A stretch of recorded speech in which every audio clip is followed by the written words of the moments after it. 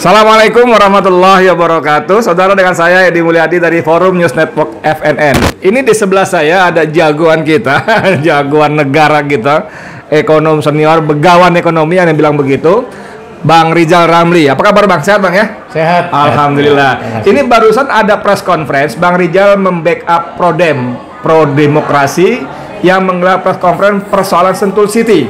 Tapi karena Bang Rizal yang hadir, masalahnya bukan cuma mata-mata hanya soal tanah, tapi juga ada semacam tuntutan kepada Bapepam, LK ya, Bapepam terutama, agar mengambil tindakan-tindakan yang diperlukan terkait dengan PT Sentul City Terbuka yang sangat diduga kuat melakukan pelanggaran HAM karena perampasan tanah-tanah rakyat. Bang, sebelum masuk ke inti persoalan, ini Abang ngapain ikut-ikutan soal begini Bang? Jadi tentu ada sejarahnya. Iya. Karena saya yang pertama membuat konsep pembentukan lembaga OJK. Karena pada waktu itu Bank Indonesia tidak efektif dalam melakukan pengawasan terhadap lembaga keuangan. Ya. Kita susunlah draft undang-undang untuk pembentukan OJK. Ya. Itu tahun 2000-an. Ya. Tapi memang baru jadi undang-undang 5 tahun apa 6 tahun kemudian. Nah, yang kedua adalah pada tahun 1995 saya penasihat ekonomi fraksi Angkatan Bersenjata Republik Indonesia, ya, dan penasihat di DPR. Pada waktu itu pemerintah mengajukan rencana undang-undang pasar modal. Ya. Kami sebagai tim penasihat yang melakukan review, melakukan perumusan ulang, dan melakukan perbaikan terhadap rencana undang-undang pasar modal. Ya, sederhananya saya ngikutin lah. Ya. Nah,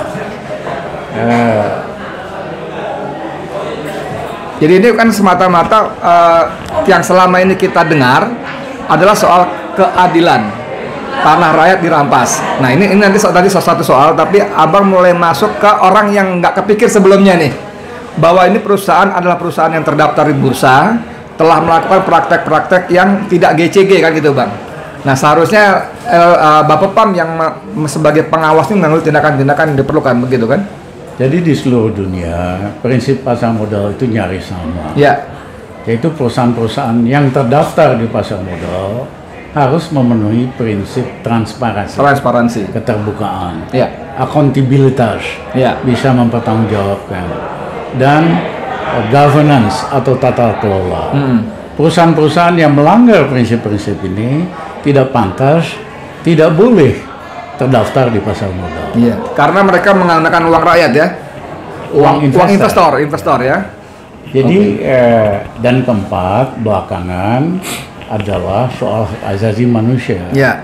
Karena perusahaan yang melanggar hak asasi manusia itu membuat takut investor.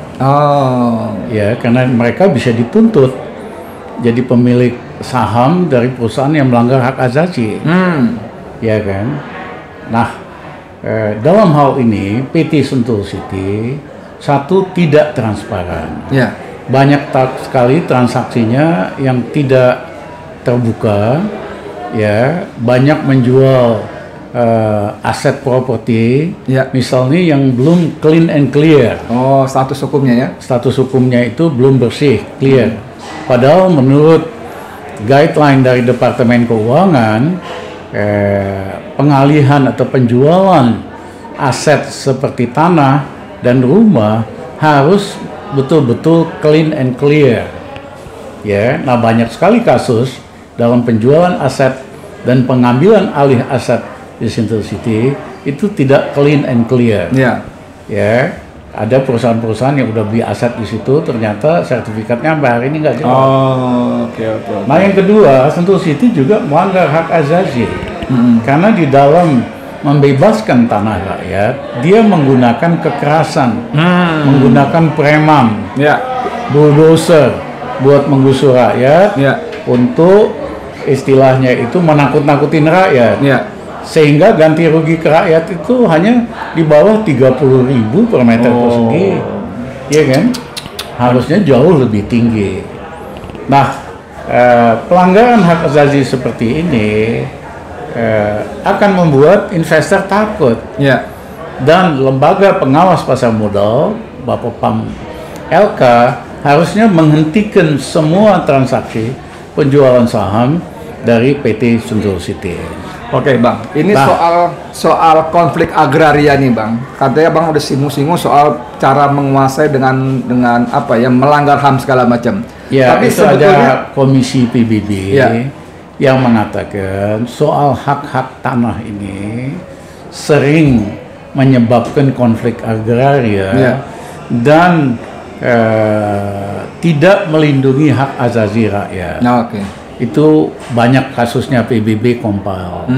Di Indonesia tahun 2019 ada ratusan konflik agraria, di mana lebih dari 700.000 hektar tanah rakyat dirampas, dan rakyatnya sendiri menyangkut 100.000 keluarga loh, iya kan? Kali 5 aja setengah juta, 3,5 juta ya orang penduduk. Setengah juta ya. Nah, ini di Indonesia dianggap sebagai hal yang biasa dan lazim, padahal ini tidak biasa, melanggar hak asasi, melanggar hak rakyat. Kalau bicara tanah kan bicara surat nih Bang. Ini BPN juga bermasalah berarti dong nih. Bagaimana bisa menguasai ribuan hektar? Sudah tentu lah. Ya, BPN, bupati, gubernur, ya ini semua ini. Makanya kemarin Sumolek dan kawan-kawan pergi ke Ridwan Kamil ya. Oke Bang, sebagai penutup Bang, apa harapan Abang dalam kasus-kasus seperti ini kepada pemerintah sebagai aparat yang... Sentul City adalah contoh ekstrem dari pengusaha yang dekat dengan penguasa, merasa untouchable, merasa tidak tersentuh. Sweeteng ini memulai karirnya dengan menjilat, nempel Tommy Soeharto dan Bambang Soeharto, sehingga menguasai puluhan ribu hektar bekas tanah perkebunan milik negara. Jangan-jangan nggak bayar waktu itu. PTPN tuh ya biasanya. Kan? Dan yang kedua, dia juga berhasil dapat bocoran bahwa pemerintah Soeharto mau pindah ibu kota baru ke Jonggol. Dia kuasain ribuan hektar dengan insight informasi itu. Nah setelah Soeharto jatuh, mulai suram dia, nggak ada cantelan kekuasaan, makanya mainnya level bupati, nyogok Bupati Bogor, Rahmat Ismail, Yasin Ismail, Rahmat Yasin, sehingga di penjara dia aja 5 tahun, oleh KPK. Saya nggak masuk akal, KPK malah kasih diskon. Potongan hukuman kepada Sweeteng. Nah sekarang belakangan ini ex-napi ini menjadi merasa kuasa lagi, merasa untouchable lagi, karena dapat pelindung luar biasa kuat, yang dianggap kuat, ya pelindung lah, yang merasa kuat, ya kan, sehingga dia seenak-enaknya. Dia ini istilahnya modalnya kan cuman pelihara aparat, pejabat, iya kan? Dia nggak tahu kalau apa-apa pejabatnya pun takut namanya rusak kan? Iya kan? Dan yang kedua adalah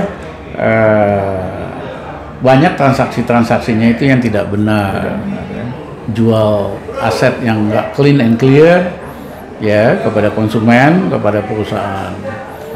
Jadi saya minta semua perizinan soal peruntukan tanah, soal HGB, soal lain-lain untuk Sentul City agar dihentikan dulu di moratorium. Iya kan? Kalau Jokowi nggak sempat beresin, ya udahlah tunggu setelah Jokowi aja. Nanti baru kita beresin.